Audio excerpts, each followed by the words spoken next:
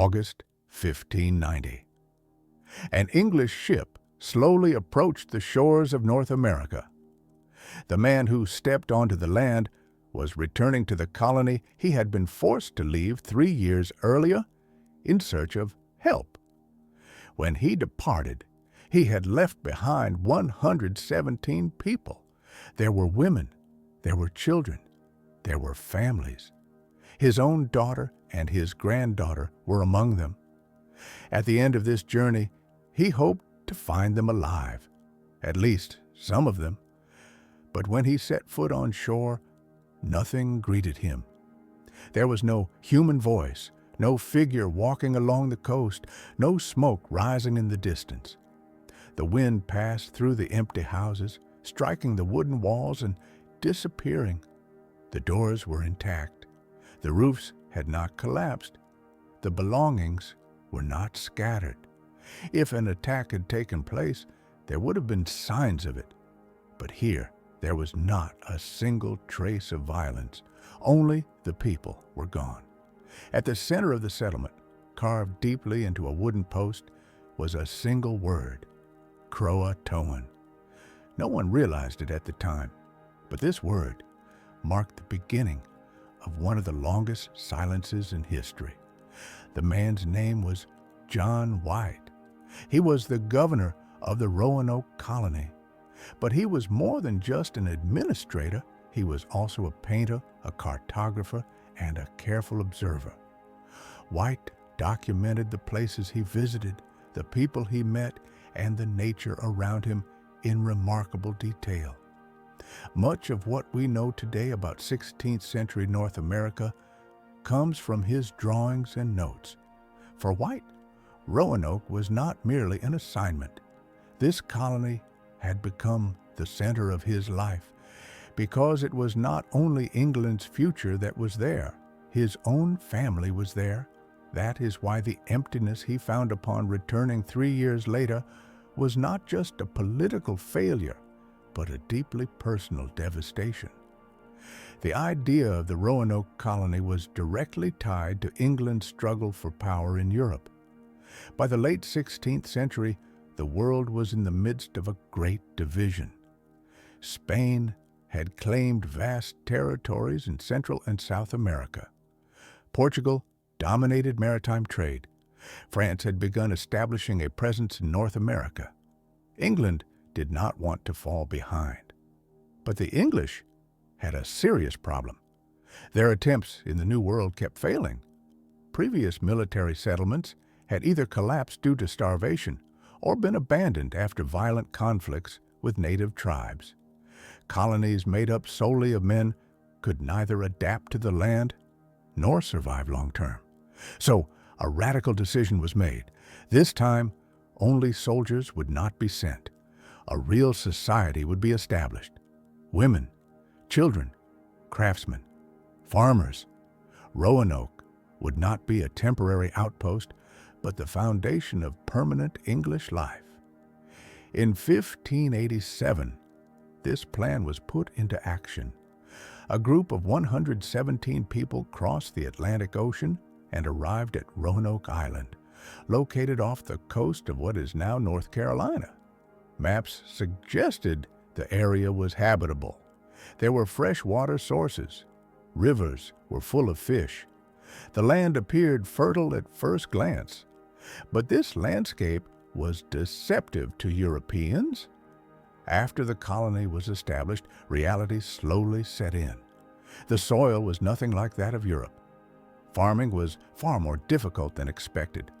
Seeds failed to take root. Crops rotted in the ground.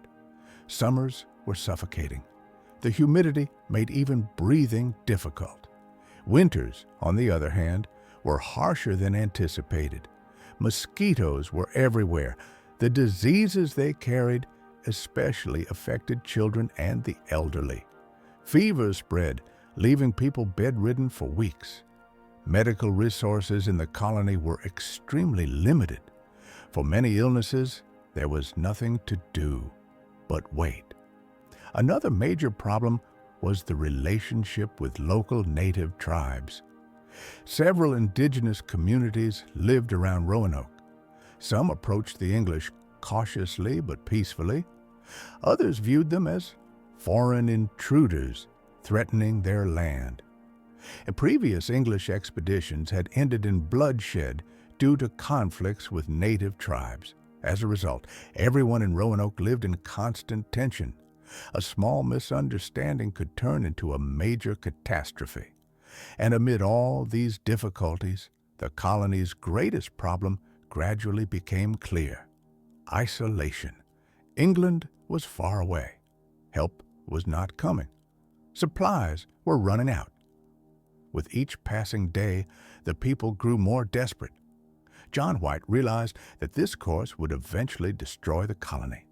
In its current state, it might not survive another winter. If aid did not arrive from England, starvation and disease would claim everyone. At this point, White made the hardest decision of his life. He would temporarily leave the colony. This was not a cowardly escape. On the contrary, it was a final act of hope. White would travel to England, gather supplies and new settlers, and return. For this plan to succeed, the people left behind had to stay alive. Before departing, White made a clear agreement with the colonists. If something terrible happened to them, they would leave a sign. If they were taken by force, they would carve a cross.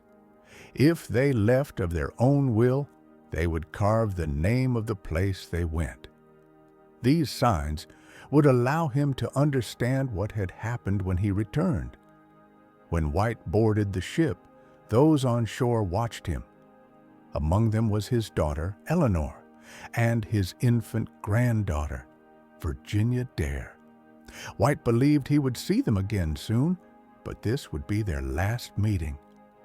As John White sailed away, Roanoke Island slowly faded into the distance. The people on shore watched from behind. No one waved, because it felt like a farewell. But for White, this was only a temporary separation. One thought repeated endlessly in his mind: I will return, I will bring help, everything will be fixed. But the ocean does not care about plans. When White arrived in England, the world had changed. A great war had erupted between England and Spain. The seas were no longer ruled by merchant ships, but by warships. The Queen had halted civilian voyages. All ships were drafted into the Navy. White waited. Months passed. Months turned into years.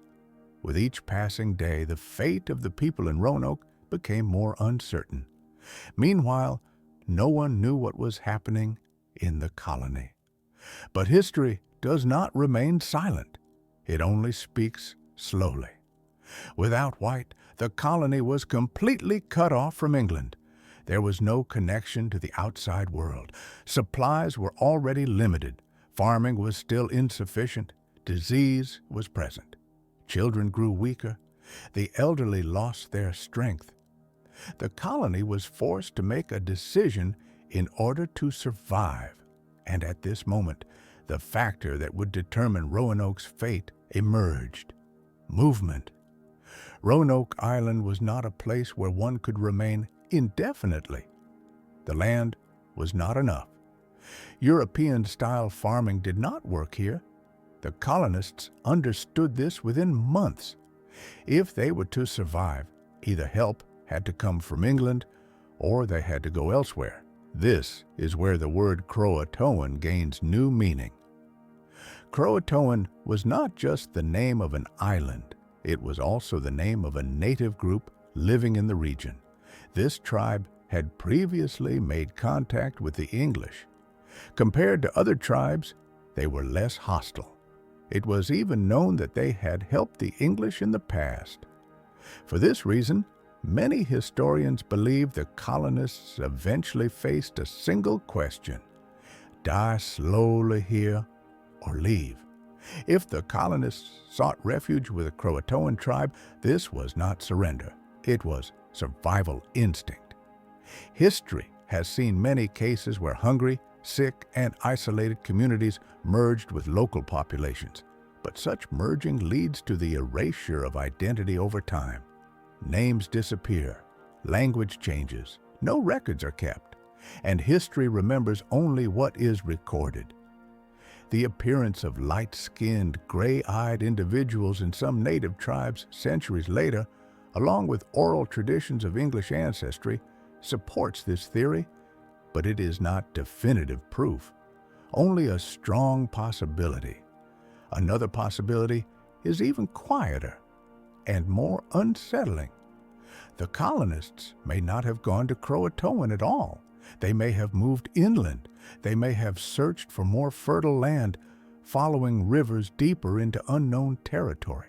But the interior was unmapped. There were no charts. These were lands controlled by other tribes. Such a journey would have been deadly, especially for children and the elderly. If they died along the way, it is entirely possible that no trace remained.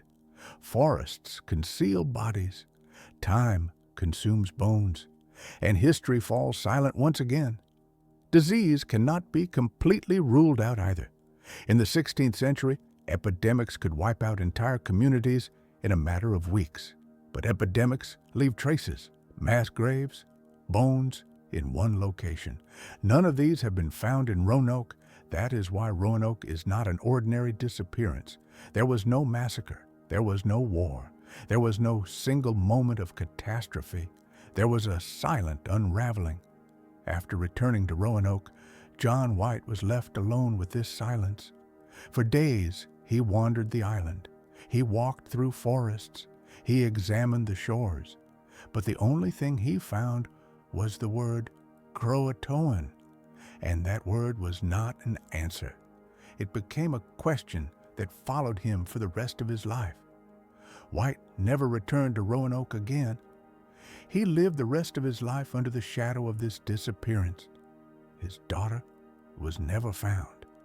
His granddaughter was never found. Not a single member of the colony was ever found. Centuries passed. Archaeologists excavated the area. Soil layers were analyzed. John White's maps were re-examined. Modern technologies were applied. But the result never changed. The Roanoke colony remains lost. Today, we still do not know what happened to those 117 people. And perhaps the most unsettling possibility is this. They may have survived, they may have merged into another community. But history did not record them. Roanoke reminds us of something important. History is not always written with screams. Sometimes it is written in whispers, and sometimes in complete silence. And perhaps that is why Roanoke still disturbs us after centuries have passed, because this story has no answers, only vanished people and questions left behind. Thank you so much for watching. Please don't forget to like and subscribe. See you again on our next journey.